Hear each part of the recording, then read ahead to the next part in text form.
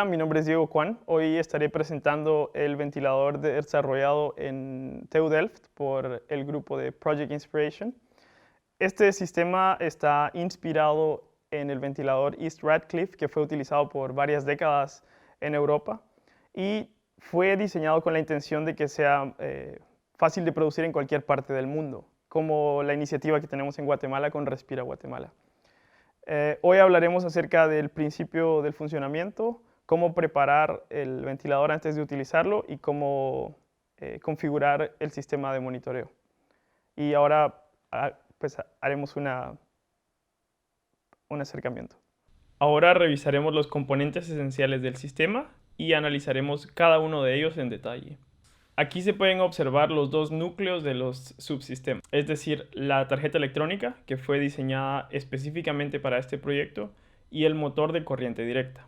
Se eligió que el motor fuera corriente directa porque es más fácil respaldarlo en caso de un apagón. Una de las principales diferencias con el ventilador East Radcliffe es que ahora este sistema tiene un regulador de frecuencia que permite un mejor control del motor, mientras que antes todo debía hacerse de manera análoga. Esto simplifica el sistema y lo hace más robusto. El motor está conectado a un eje de leva central, que contiene 3 levas, una para la válvula de inspiración, una para la expiración y una que controla el diafragma, que ahora veremos en detalle. Este es el eje de leva central que gobierna el comportamiento del sistema. Contiene 3 levas, la de expiración, la de inspiración y la que mueve el diafragma. Es muy importante que durante el proceso de ensamble las levas se pongan en el perfil correcto. De lo contrario, el sistema funcionará de manera equivocada. Y hay que notar que son prácticamente simétricas, por lo que hay que poner mucha atención. Mientras que la leva más grande empuja el brazo hacia arriba, el diafragma se llenará con aire y oxígeno. Mientras que el ciclo continúa, los pesos empujarán el diafragma hacia abajo, empujando el aire mezclado con oxígeno hacia la válvula de inspiración.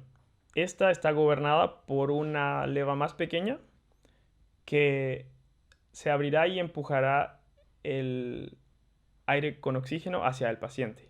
Mientras que el ciclo continúa, la leva de expiración abrirá la válvula de expiración y el aire saldrá del paciente hacia el ambiente. La presión se regula en función de la cantidad de pesos, su localización en el brazo y con la válvula PIP. Acá se puede observar que hay sensores para oxígeno, flujo y presión. Ahora veremos la preparación de la máquina antes de arrancarla. Hay que asegurarse de que no hayan extra pesos colocados.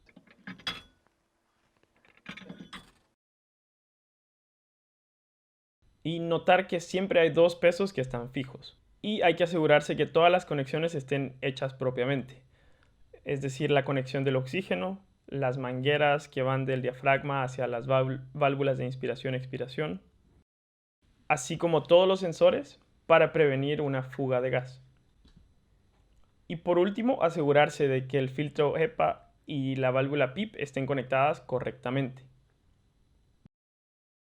Ahora veremos cómo configurar el sistema de monitoreo. Primero vamos a encender la máquina y vamos a elegir las configuraciones anteriores, aunque podríamos elegir configuraciones nuevas.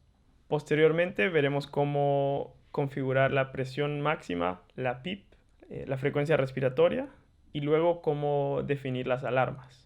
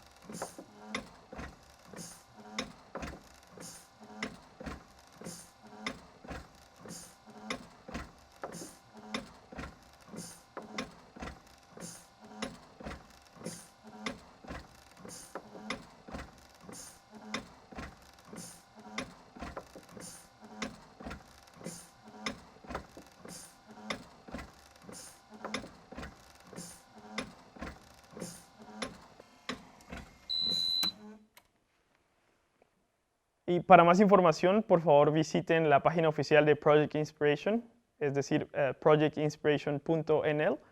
Y bueno, acá encontrarán toda la información técnica y un link directo al GitHub, en donde están los manuales de usuario, el manual de ensamble, las evaluaciones técnicas y algunos otros documentos técnicos importantes. Y sigan respiraguatemala.com para ver el progreso de nuestra iniciativa en Guatemala. Gracias.